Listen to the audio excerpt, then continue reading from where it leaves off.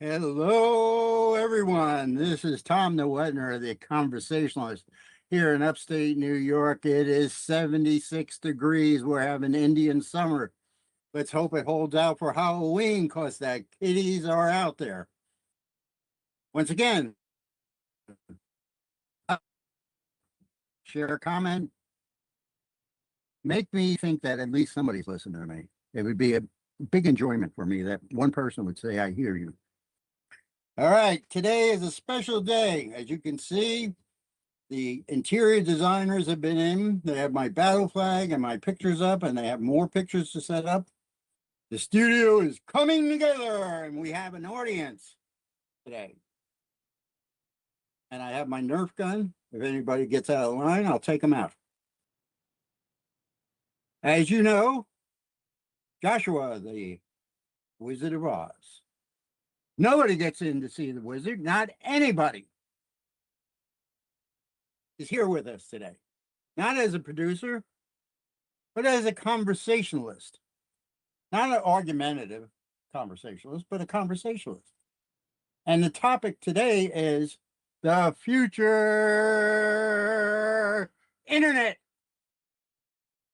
Now, we all know back in the 90s when Yahoo came out and Oregon Trail, we overdosed on them. And then Solitaire came out and chess, and we went crazy, spasmodic about it. We enjoyed every minute of it in the 90s. Okay? Somewhere around the 2000s, people of less or more nefarious lurkings took over the internet. The internet this is considered Internet 2. Internet 3 should be in the blossom by mid-2025. That means no longer centrally located, but located in many areas. Elon Musk's satellites will be able to bring it to you anywhere in the world. All you need is a small box the size of a laptop. You open it up, you could be on Mount Everest or the equator or in Antarctica, and Elon will connect you to the internet. Isn't that wonderful? We're going to be so connected that if somebody sneezes in Afghanistan, all of Britain is going to get a cold. So let me introduce you to Josh, the Wizard of Oz, the man who is my counterpart in this discussion. We're going to do the 8-minute format. That means you have 8 minutes to make your statement, 2 minutes to defend it, and the next person has their go and say. Once again, Josh, you with us? Hello, everyone. This is going to be awesome. I'm still trying to get this post out to our group. Right? Oh, okay. So you're going to get the Keep first working 8 at it. minutes. You're going to get the first 8 minutes. I have a timer up. It's next to you. Okay? So when you're ready and you begin talking. Wait a minute. Go ahead. I'm pausing. Not that I don't trust you, but I have my own timer. Well, I mean, that's irrelevant. You internet guys and you data guys, I know how you do. You cut off 4 seconds for every minute. No. I understand what you do. No, you're going to go by this timer because this is the timer that YouTube I don't see the timer. I see no timer. I know you don't see it. They see it. I don't care if they see it. How am I supposed to do this? See, this is what you do. Internet guys will do this to you. You got to beware, people. They change the rules. I am playing by your rules. Let's get started. I'm just adding transparency. Ladies and gentlemen, 73-year-old Tom Newetner, who has only recently learned social media and the internet extensively.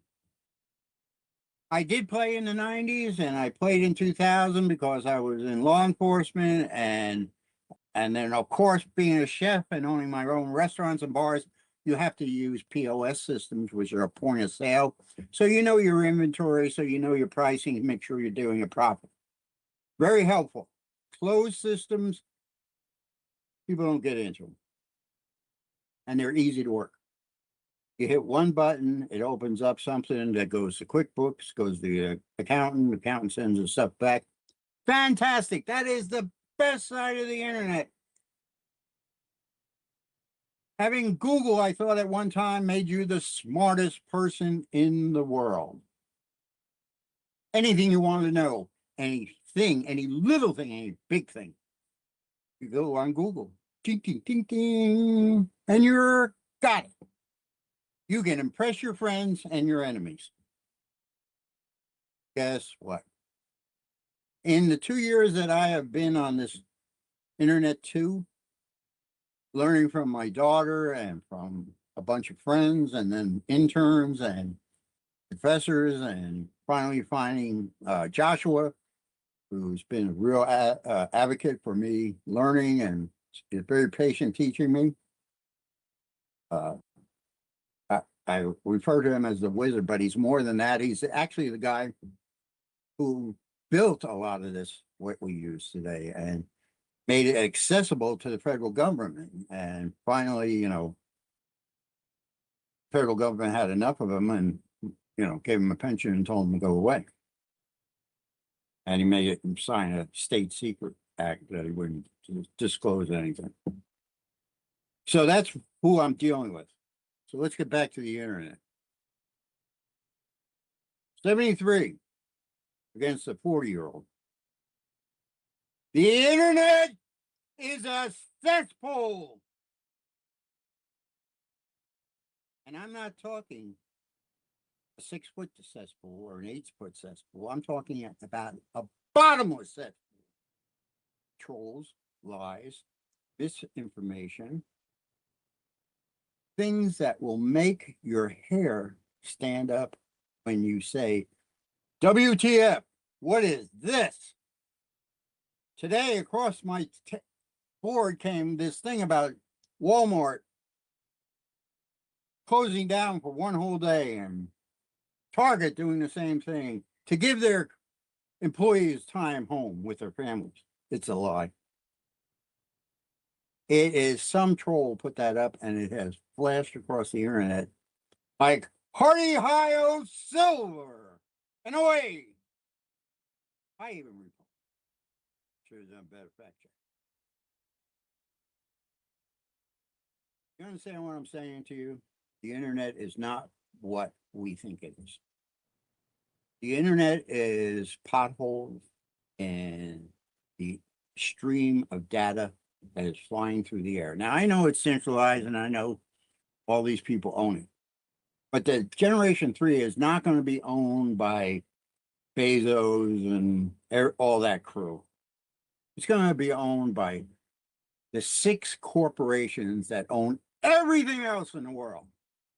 So if you think that the internet is monitored and regulated and euthanized right now, wait until these 6 corporations take over. They own everything. And one of them is the Catholic Church. When they get a hold of the internet, we are totally screwed. And the first thing they're going to do when they take over the internet, they're going to put out a digital currency. Now, yesterday I went down the rabbit hole, and then last night, because I couldn't sleep, I went down the rabbit hole again on it. It is much further along than I even realized when I talked to Josh yesterday, who poo-pooed this. The digital currency can be launched within 12 days now. And what's going to go on is in Davos, Switzerland, when the world order comes together and all the major brains of every bank and country and the 6 corporations sit down, they're going to announce it. They're going to say to you, the internet public, that we have a better way, that we are going to make a digital currency. You're never going to have inflation again. You're never going to have any kind of problems with money anymore. You'll have a number and a chip and your finger up your ass. And all you have to do is put in the numbers and you can see your money and you can spend it any way you want. Wrong! You're going to have so many restrictions on this. They're going to know your social media, where you work, how much you make, how much your bills are. They will be making the decision how much money you're going to spend and where you're going to spend it. And if you think I'm off base, go down the rabbit hole. Take a look at it. Davos, which was an economic forum at one time, it really did some good when they first came together. They helped out all these countries. Unfortunately, that's not what they're doing now. You know what they're doing now? They're controlling the world. They started out with food, they started out with governments, and now they're going for the money. My 8 minutes are almost up. And as I always say, have a conversation for 8 minutes, not an argument. I turn it over to my worthy adversary, Joshua, the Wizard of Oz, the data broker. Josh, All right. Well, you still have a minute and 20 seconds left. I don't care. I'm giving them to you. Okay. All right. So in mine, 8 minutes starting now. Let's see. 11. Your contention is that the internet is a cesspool, and it's not that I disagree. You turned your camera off. It's not that I disagree. It's that the benefit of being able to share information across the world is more beneficial to me than censorship is on the internet. Are you going to turn your camera back on? I'm waiting for the power to come trip Okay, over no because worries, we no lost worries. power and the cells are kicking in right now. Okay. So in any event, I want to make sure that the audience understands some of the terms that you've brought up, right? So Web 2.0, right? We talk about Web 2.0, but you kind of glossed over what Web 1 was. Web 1 was the original internet in which people had to basically just ingest information. So there was no blogs in Web 1.0, okay? In Web 1.0, it was strictly the ability for you to be able to put up a business website, get people to call your business, and know what your operating hours were. And the internet that we had in the late 90s was so slow that if you had a picture of any real resolution, it could take forever to download. So a lot of people in the very beginning of the internet were just very negative on it, right? And so that was some of the clips that you sent yesterday. And they were like, what is this? Why is this any good? What have you? So by the time we get into Web 2.0, it's also, how do I put this? It's a maturing of the internet that also comes with the hardware and infrastructure that can allow for bigger packages to be sent easily, which is why in Web 2.0 you have the ability to blog and people to interact with each other across the world. That citizen journalism that started in this phase of the internet is the thing that makes the internet so powerful. The printing press is obviously one of the most powerful inventions that man had. But if man didn't have to print books and we could just carry around a personal communication device and have access to the world's knowledge in our pocket, that means so much more than the distribution lines that it would take to get a book across the world in every language. Because that's the other thing. That's a huge barrier. So when we get into Web 2.0, we're looking at blogs, and then slowly but surely the rest of the social media enterprise gets into play. And social media, to me, is defined as the ability for people to do microblogging, because that was a thing way, way, way back. It was the inception of Twitter, the first Twitter. They didn't want to have people write giant dissertations because that was in the beginning of blogs. People were very wordy constantly all the time. And in the world of, fast transaction of information, being wordy or taking a long time, bloviation is not looked well upon by people that want to go forward as quickly as possible. So Twitter gets there as the first big microblogging implementation.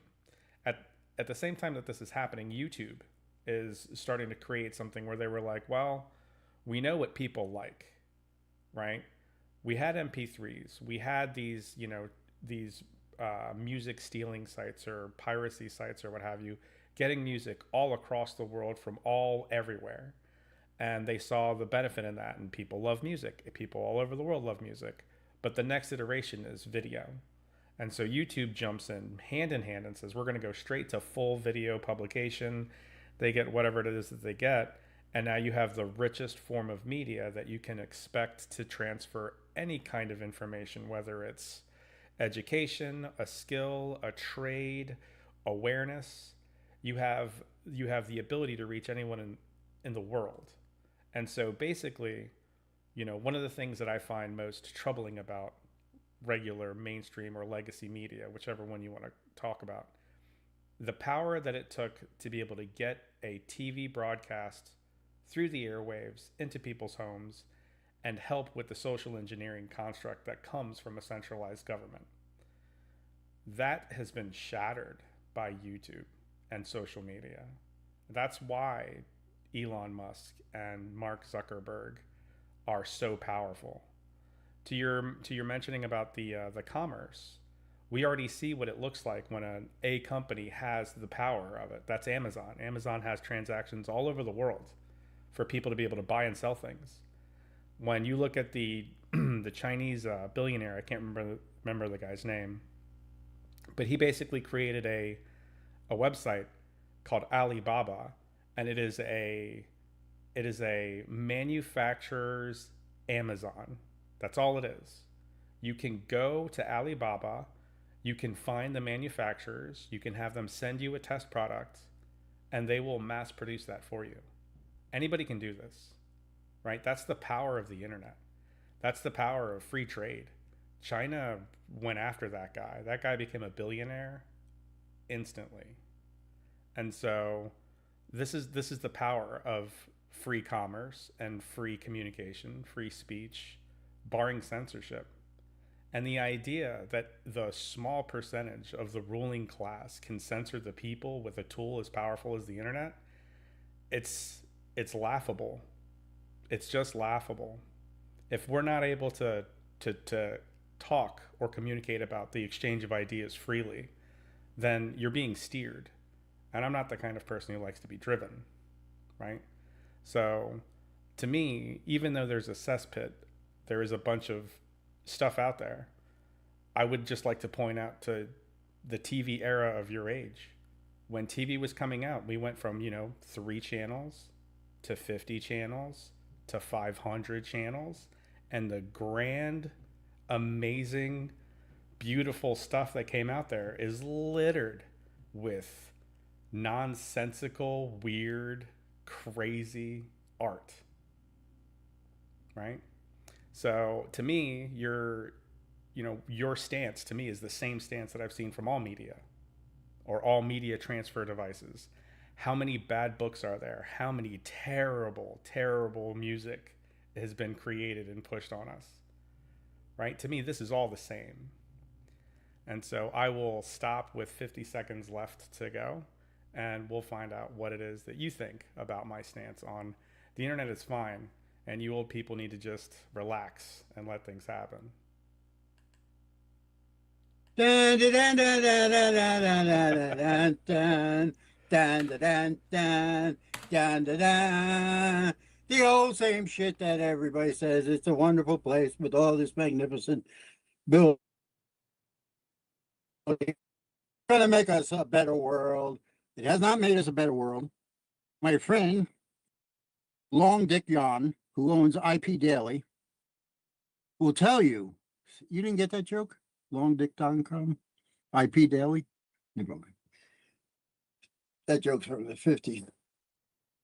Guys from World War II used to. I remember that guy. Didn't he paint that picture, IP Daily? Yeah. See, this is another thing the internet has destroyed is sarcasm and humor. We dissect our humor to the point where we're examining individual words. So let me just start on the basics here to respond to the wizard. What? Stop giving me a finger. Okay, well, I can do it in 1 minute. You are the best salesman for the internet. And I'll tell every internet salesman, you're full of shit. What you've said is not true. Yes, we have all this wonderful shit, but then you conveniently rule out the trolls. You don't even acknowledge the people who are doing baiting and pedophile stuff on it. Nobody has a clue how is it 60% or 70% or 80% of the internet is a cesspool. Is it 30, 20, 40% that you can rely on? And how do you rely on it? Because they're baiting children. Do you want to say something or do you want me to keep going? Hmm.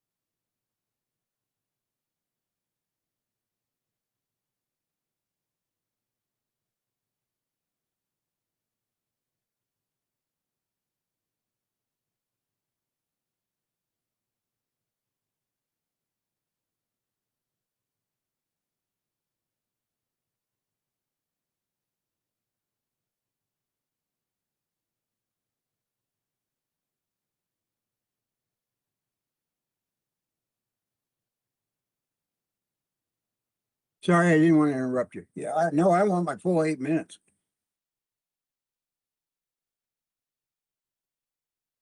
No, it's eight, two, and two, then eight more, then you get eight more, and then we do two, two.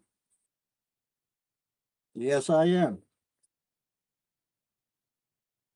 Ladies and gentlemen of the internet, once again, as the old fairy tale nursery rhyme says, the spider says to the fly, welcome to my web. Now, Josh is just bloviated about the internet being this marketplace, like, any marketplace. This, radio, which reached out about 250 miles, and newspapers that are in one city or another, or some type of post office delivery service. The internet is worldwide. Can we say that one more time? Can I get an amen? Can I get an hallelujah? The internet is worldwide. The minute somebody puts it up, you get to see it. So if you're going to wait all night for the newspapers to come out at 5 o'clock in the morning to get the who won for president, or you're going to get a letter from your Aunt Rosie telling you that she kicked Uncle John out of the house and, they're separating, or she's sending my grandmother to live with me. Meanwhile, grandma shows up 3 days before the letter. That was my world. And admittedly so, I am a babe running around in a diaper with no shoes on in the internet. I'm so new, I get green sometimes just looking at all the crap that comes through my social media. Because I guess I'm just not built that way. That much information coming in to me is overload. And overload always has for my whole life has shut me down, and I have to do the pizza method. You don't pick up a whole pizza and stuff it in your mouth. It doesn't work that way. You cut it in 8 slices, you fold it over, you stick it in your face, and you enjoy it. So each piece you can be commonly known as another incident that you want to know more about on the internet. So, you know, once again, 73 years old.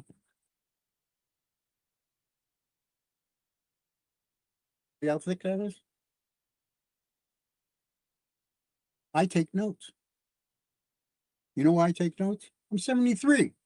I'm old. I forget things. I forget things that I want to remember, and I forget things that I wish I couldn't remember. The internet, Web 2, I've enjoyed. I've enjoyed everything about it. But I've also found a lot of things that I see very troubling. So let's take this around full circle because, Josh is going to get his 8 minutes, and then we're going to call it an afternoon and maybe have a little discussion if somebody's out there and wants to put something in the comments. So please like, subscribe, comment. Damn it, if you're out there watching us, comment. Share this with the person that tells you how wonderful the internet is. See if he or she can defend their point. Because that's what this is. It's a conversation. It is not an argument. We must be able to talk to one another. And the internet is where it starts and ends. And if you don't believe that, wait until Web 3 comes out.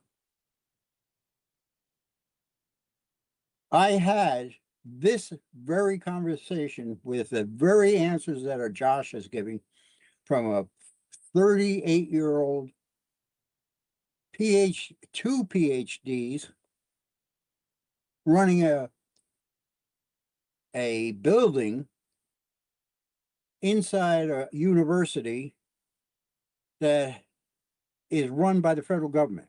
You can't get in this building unless you have a written appointment from somebody, and you have to be within 15 minutes of the beginning of the appointment because you have to go through security just to get this guy's office.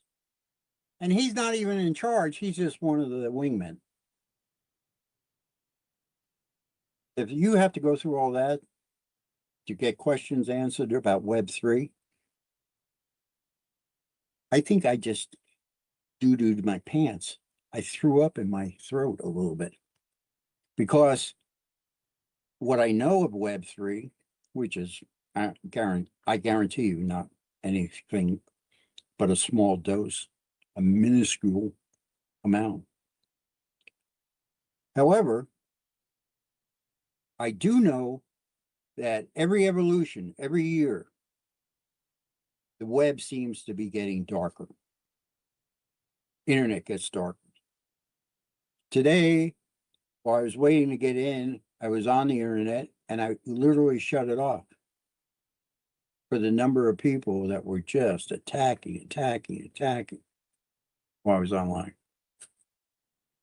Simply because I took the stand that not everything in the web is wonderful. Not everything in the web can be trusted. Not everything in the web you should act upon. You understand that? It's really important that you understand where I'm coming from. I'm not arguing that the internet is not good. I'm arguing that it's a dark place that has to be monitored. You have to restrict your children. You have to fact check everything before you act on it. And that's my presentation for this 8 minutes. So, Josh, your response? All right. I can work with that. So the first point of contention is the speed at which things can spread around the world, right? I mean, that's always been the goal. The goal has always been global communication as fast as possible. As soon as we had TV, we wanted to figure out how to get it across the globe, right? That's why we put satellites in the sky. Okay. Or how to get it over from the East Coast to the West Coast in general. So, we put satellites up there, and that's how we get TV. The fact Okay. that we can get it around the world is just, it's as old as global TV networks. Now, the fact that the power isn't at the very tippy top of people who can, you know, take the time to create a corporation that gets whatever equipment, building, or facilities are required to build a TV station, that cost is out of the way, which is what empowers the citizen journalist to do whatever media is out there. And I use the term citizen journalist, and I don't want you to think that that's has anything to do with mainstream media. A citizen journalist is anybody who's willing to document anything, whether it's, you know, pets at the pet shelter and or awareness for charities and nonprofits. You're documenting something for somebody, and so a citizen journalist is exactly that. The second contention that you have is uh, you want to monitor it, and I agree with you there. But all the rest of your sentiment on how dangerous the internet is the same contention that I would have for how dangerous the world is, right? Uh, to think that the world is a Okay. safe place all over the world is, well, that's not true. Like, what percentage of the world is safe? That's another kind of interesting question to ask, right? And then you're going to have to ask yourself, like, well, what does some people consider safe? You know, I know it's drama to think about, but I'm going to bring up a movie to make this point. There is a movie with Robert Redford and Brad Pitt called The Spy Game, and in this I know it. movie, okay, and in this movie, at one point, Robert Redford is the CIA handler of a spy played by Brad Pitt, and Brad Pitt is working in some war zone, and he's there as a war correspondent reporter. That's his cover. Well, when his handler comes out to the field to see him, he says, "Let me take you to one of my favorite breakfast places." And they literally run through an area that is being bombarded 3 or 4 blocks away. But that's as far as the war is. And he's so comfortable bringing his handler through this, you know, the outskirts of this war zone, with some stray bullets flying for the drama, of course. But eventually, they're sitting in the third-story building, third floor of a building, where the entire wall has been blown out, and it's just the open sky and smoke in the distance, and the war taking place over there. And it makes me wonder how many people are living that exact life right there, and they would define safe as literally that. Oh, well, the war is it's 5 blocks away. I'm safe here. And of course, that sliding scale can be drastic and quick. But my point still stands. When you say that there is darkness in the web, I say that it's just a reflection of where the darkness is in the world anyway. So again, to censor this is to make it easier for people to get around it. Now, the third contention, which was your second contention, but your third contention was the centralization of Web3. And that's one thing that I would like to address. Web3 is considered decentralized internet, which is to say, right now, there is a backbone provider that transmits data that everybody can see with specific URLs and whatnot. But there is already places where you can go to peer-to-peer internet working. And when you get to this level of internet working, that means that every person that is on this specific technology can transfer information to and from each other without the actual internet, right? Or whatever medium the internet is on, so to speak.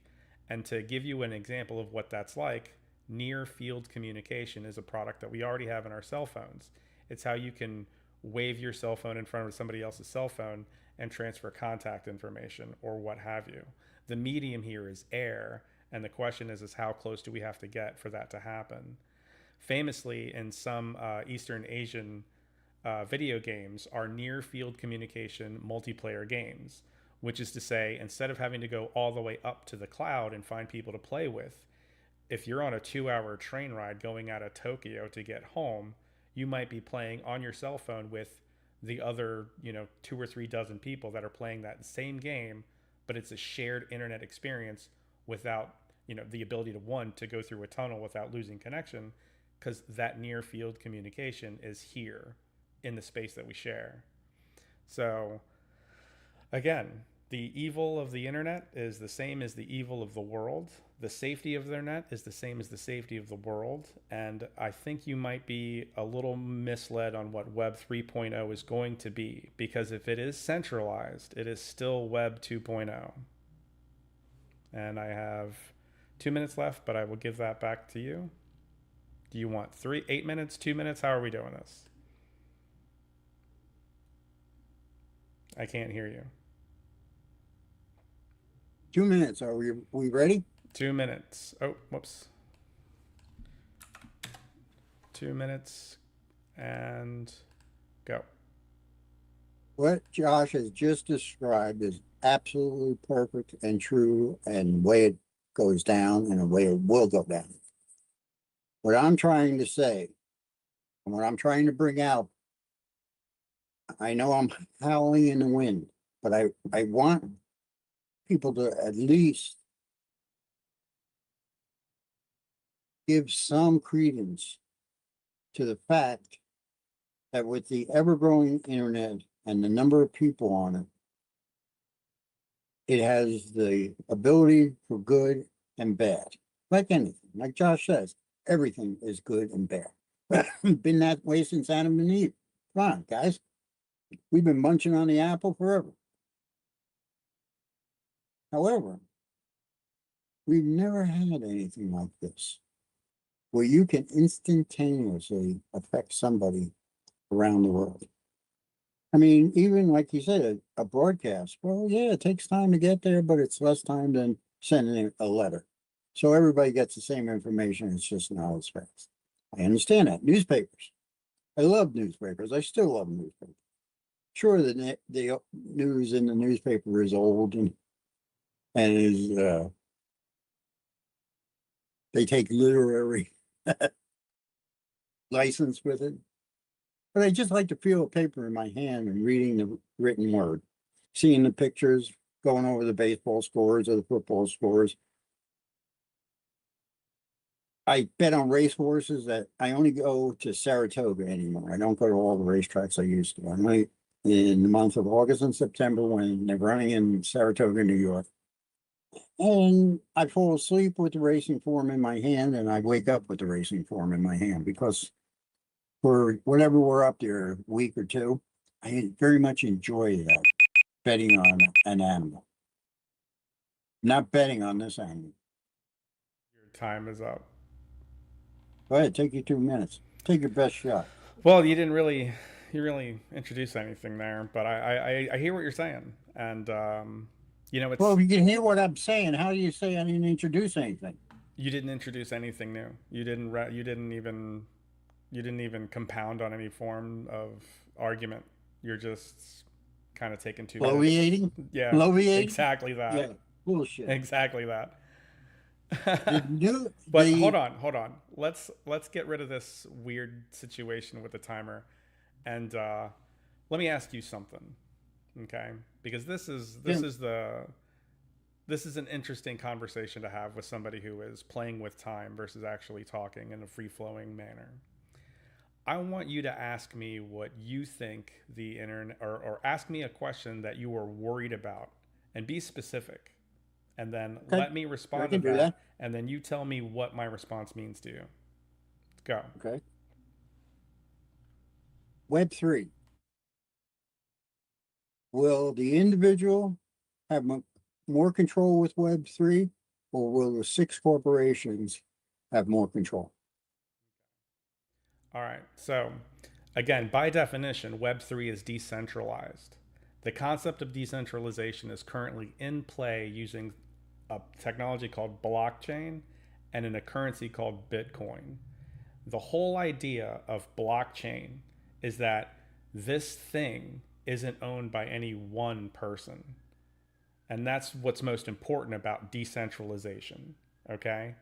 So I'm going to use the term gold to represent the concept of value, Okay. right? There is a finite amount of gold in the world, and it is that scarcity of gold which makes it so precious.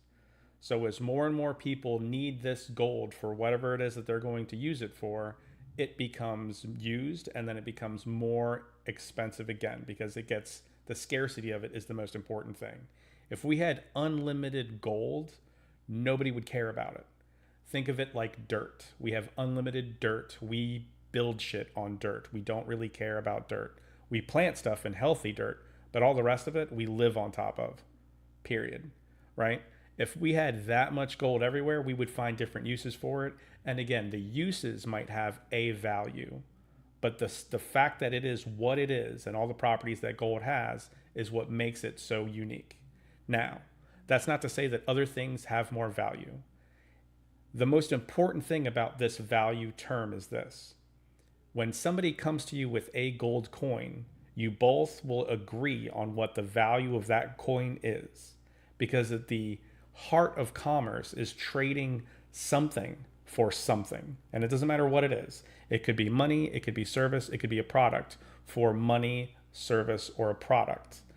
The fact that we have money is the thing that helps for the barter system of people that have services versus food or hardware of the time.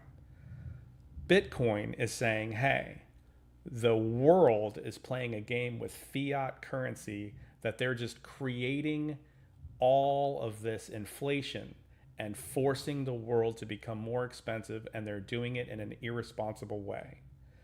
Bitcoin is the quote unquote gold of this Web 3.0 era. The idea that it is scarce is important, right? So as more and more Bitcoin are created or found or mined or whatever they want to call it, as this is happening, more of it gets added to it, so the price is what it is. More of it is added to it, the price is what it is. As more people adopt it, it is ready to be broken down into something called Satoshis. So a Bitcoin right now, I think they're talking about it closing near $70,000. Okay? When you look at what the world is saying, and the world doesn't mean the six big corporations, the world is the amount of people that have subscribed to the idea of a decentralized form of currency that we can use to trade for any product or service or money.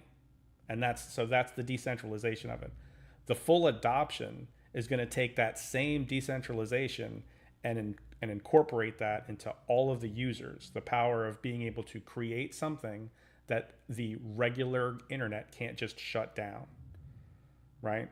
So it's not at the whim of one person. It would have to be at the whim of 50% or 50% or greater, I can't remember what the percentages are, of the entire ledger of agreed upon content to cut that thread out. So it can't be given to six different people. But this being said about the technology is the same situation that I have to deal with when it comes to automation. Okay? We can automate the shit out of things, but at the very end of automation is a human interaction, right? So no matter how automated a process is, if it's missing the mark on the human interaction, we have a problem. And so what I'm saying this for is to say this: people influence people, and it doesn't matter what the currency with which they are going to influence them with is, whether it's Bitcoin, whether it's censorship, whether it's political power. So even if we have a decentralized situation of money, who runs the armies, who runs the police force? These are still the mechanisms with which people will have force put down onto them. Sounds good. I like it. I think that's a very concise review of the future of the internet and how it's going to work. And this is my closing statement. See, we're at 3:44, so we might as well close this out. Is there any comments, by the way? No, not yet. We've had some viewers jump in and jump out. Okay, well, here, the old guy's going to bloviate a little bit. I'm just going to remind not only Josh, but our audience of people jumping in and jumping out.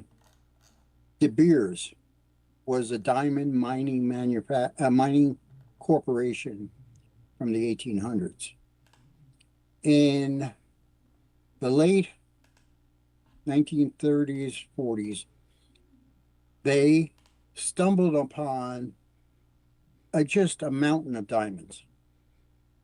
And De Beers became a diamond exchange. And what they did was buy up every diamond that was dug up. In some cases, they paid as much as 8 times what the diamond was actually worth at the time. Because De Beers said, we can't let all these diamonds out on the market because God bless, diamonds will be a dime a dozen instead of 10,000 a carat for a white, perfect diamond. You see? So before the internet, people, and there's still, De Beers is the diamond exchange to this the very day. Why? Because they have so much money and so much influence that if you find a diamond, one diamond, and you want to sell it to De Beers, they'll buy it from you. If you have 100 diamonds, so your great grandmother dies, and in her safety deposit box was a jewelry box full of uncut diamonds that her husband got during World War One. You can sell them to De Beers, and no questions asked. They'll buy them. There's supposed to be this moratorium on blood diamonds. It doesn't exist. Every diamond that's found, De Beers has agents across the world that will buy it up immediately in whatever cash you want. US dollars, Bitcoin, it doesn't matter to them because then they store it in salt mines in Africa and they artificially keep the price up. How does this relate to the internet? Well, for an old guy who boldly eats all the time, it tells me that what's going on in the internet and all these things that controls and things are not going to happen. And you say the 6 corporations are not going to control it. I believe that the 6 corporations not only control every government across the whole world, but they control every military across the world. I believe those 6 corporations can shut down any electrical grid, any plumbing, any water, any sewer system they want. They have their own strike force. It isn't soldiers with guns. It's guys on the internet who can log into a grid that powers the Northeast or Europe and shut it down. Now, people will say, oh, Tom, you're so paranoid. You're worrying about this and you're worrying about that. Remember, I'm 73 years old. When the president of the United States says, we're not in Cuba, we're not going to Cuba, and the next day on the Herald Tribune from New York City says, invasion of Cuba by Cuban refugees. And right underneath that article is some whistleblower saying, organized and developed and funded by the CIA. That's my experience. I know that's not your experience. Your experience is different because you grew up in the age of the internet. I'm a voice screaming in the darkness in the middle of the woods with nobody around. That's how I feel. I am that cautionary voice that says, I'm sorry, but my experience outweighs what I'm being told. I don't care. I'm not going to be here to see this whole thing blow up and come to fruition. I wish I could say I'm going to be here, but I'm 73, I have health problems, and I expect some internet maniac to sit out on Porter Avenue with a gun and shoot me through the window. You say that's not going to happen. Well, guess what? Seems to me that it's happening more and more. People are taking what they see on the internet and transferring it to their lives, and they're going into action, physical action with it.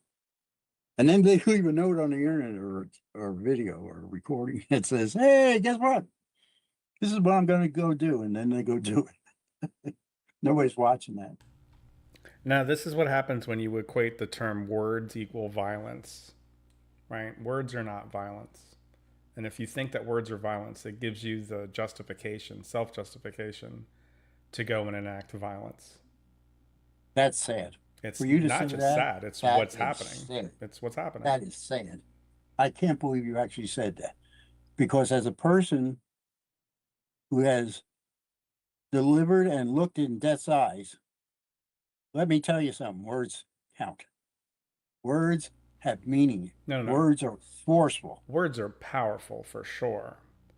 But the idea that somebody can be called a name and that equate to murder, that that is not words or violence. There's no, you can justify yourself and your actions for anything that you're going to do. But we have a whole group of people that are being taught that words are violence. And they are 2 days ago, they're returning with violence. Because two again, days ago, that's the math. 2 days ago, a lady, 61 years old, let her cart go in the parking lot, and the wind was pretty strong, and they blew across the parking lot and hit this guy's car. And she was, for an old lady running, but she couldn't catch him. And this guy got out and shot her 3 times.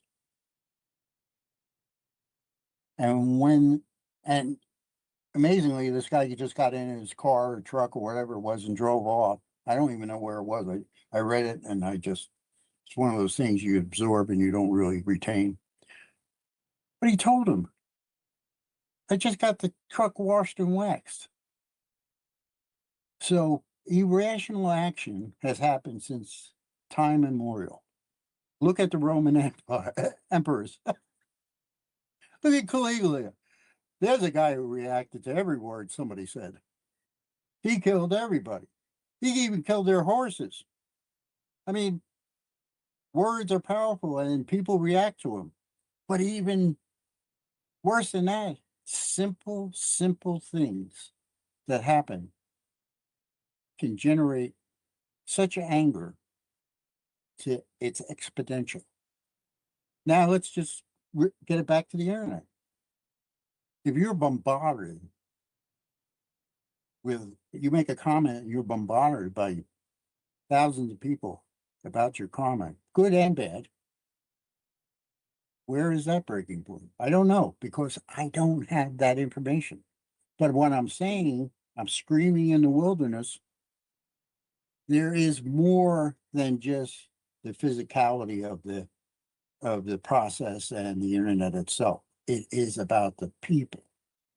What I would want, what I pray for, is that on January 1 of 2005, by some miracle, we decide that all this pettiness, black, white, genders, feminists,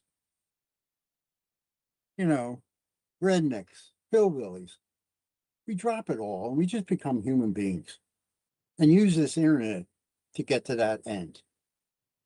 That we process the information that happens in our lives for the good of things. And we get rid of the things and the people who are not working in our best interest. And by whatever means. And I know this sounds harsh, but I was born in 1951. I was raised by the guys who went to Europe, who went to Africa, who went to the Philippines and the Marianas and Japan. And they did what they had to protect the American way of living.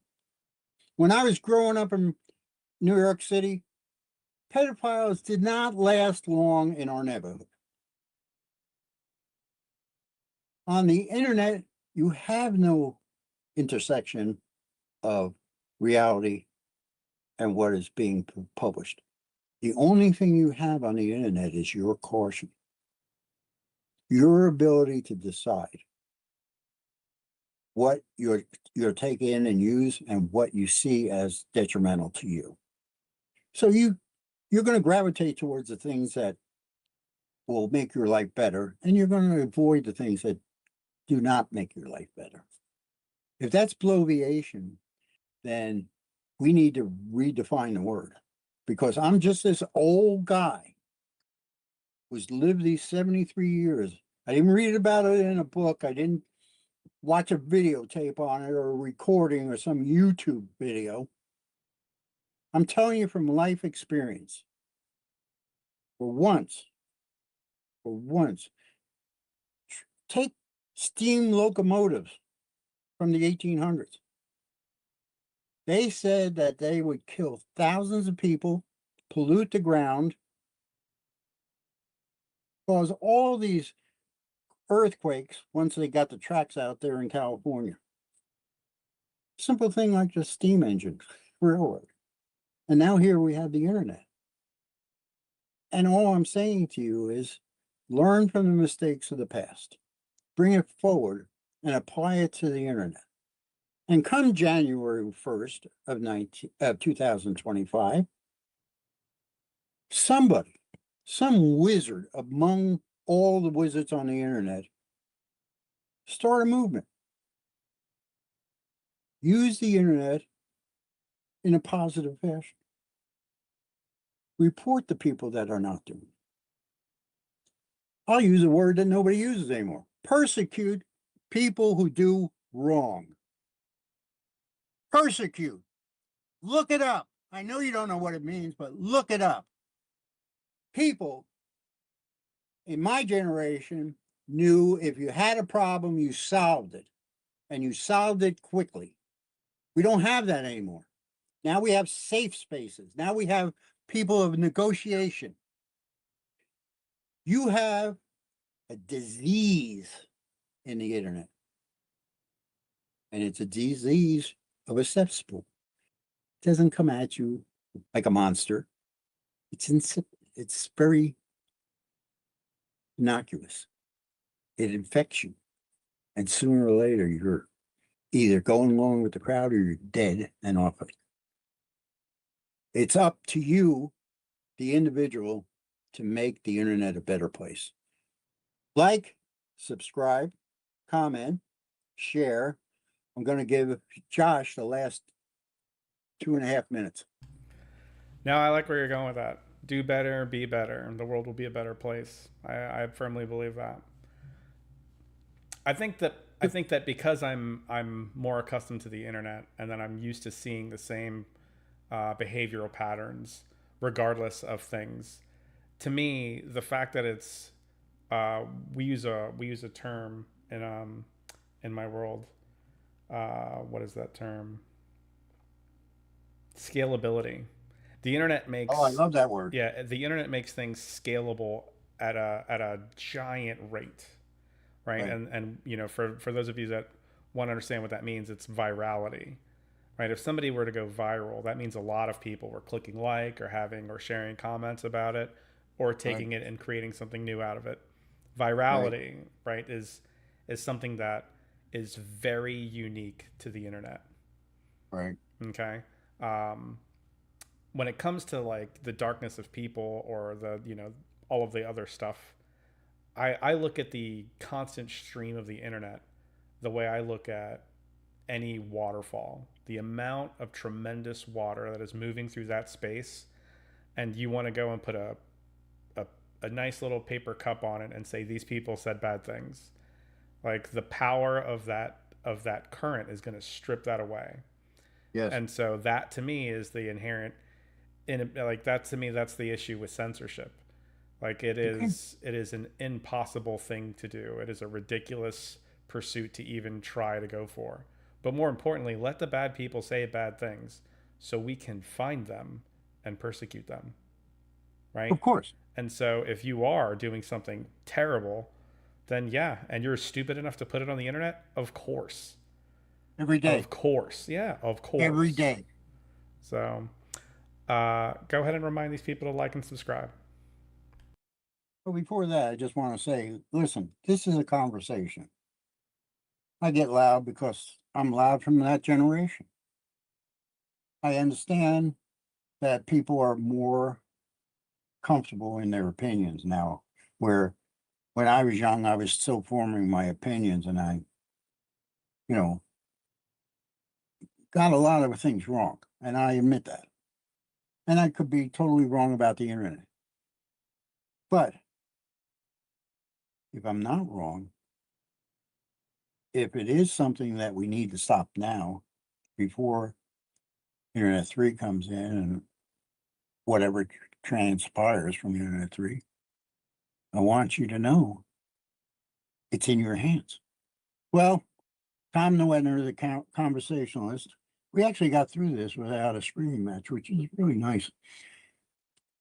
My gang here, half of them are on their phones, so they haven't even been listening.